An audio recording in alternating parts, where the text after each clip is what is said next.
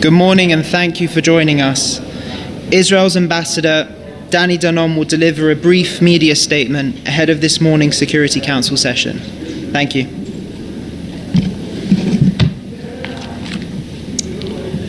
Good morning. Today in the Council, many will again raise the humanitarian situation in Gaza. We will remind them all of the fact that Israel is facilitating the entry of aid through two mechanisms: the Gaza Humanitarian Fund and the entry of aid trucks.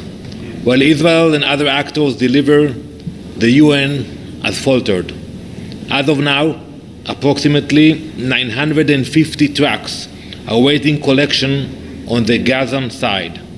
The UN, the hypocrisy is even more evident in the conduct of OCHA. Several weeks ago, Tom Fletcher, OCHA's head, claimed that 14,000 babies in Gaza would starve to death within 48 hours. This was a blood libel. He quietly walked it back, but only after the lie had already circled the globe. He has yet to retract his further disgusting accusation that Israel is committing a genocide. But the problem with OCHA goes far beyond one official statement. The entire agency has abandoned neutrality. On May 6, OCHA published grossly inflated casualty figures in Gaza. 2 days later, those numbers were quietly reduced by more than 10,000. There was no explanation and no accountability. OCHA relies almost exclusively on Hamas-run sources. There is no independent verification, no distinction between civilians and terrorists. When it comes to Israel, the UN standards disappear.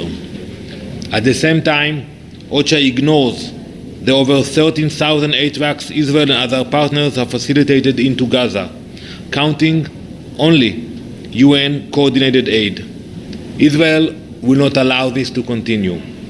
I will therefore inform today the Council of steps Israel is taking to ensure that what has been happening with OCHA will no longer continue. Israel is taking action. We are fighting to bring the hostages back, to defend our civilians, and to dismantle terror networks. It is time the UN did the same. Thank you very much. Can we ask a question? Sure. Good morning, Ambassador Ahmed Fathi, ATN News. With regard to your statement refuting the UN and OCHA claims, till now I don't understand why the Israeli government does not allow international journalists into Gaza. We just have a single source and citizen journalists transmitting the real picture. What is the problem for international journalists to go and cover and present what they see on the ground?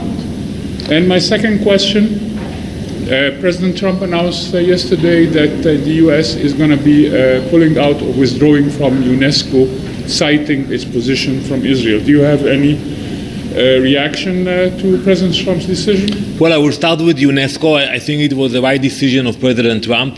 You know, UNESCO unfortunately was hijacked by some elements, even though they tried to do some good things. But when you look at the conduct of this organization, like other UN agencies, you know, you have no control of what's happening there. And I think it was the right decision of President Trump. Regarding your first question, you know, when you bring journalists into a war zone, you don't want to see any casualties, God forbid. That is the reasoning we don't want to see casualties of journalists traveling inside Gaza. It's a war zone. But I agree with you. You know, I think if the journalists will go there, they will be able to see what's happening. And today you get reports from people and from the Hamas mainly, and you can get a lot of lies. So that's something which is being discussed. But the main concern for us that journalists might get killed in a war zone. It's an active war zone today. Just to follow up on the journalists' part, there are several who are qualified war reporters who have been through war zones much more atrocious in Africa, in South America, in other parts. of the world. So as far as journalist safety, I think each journalist and their organization, it's their end of the bargain, whether they take the risk or not. Second part about the UNESCO.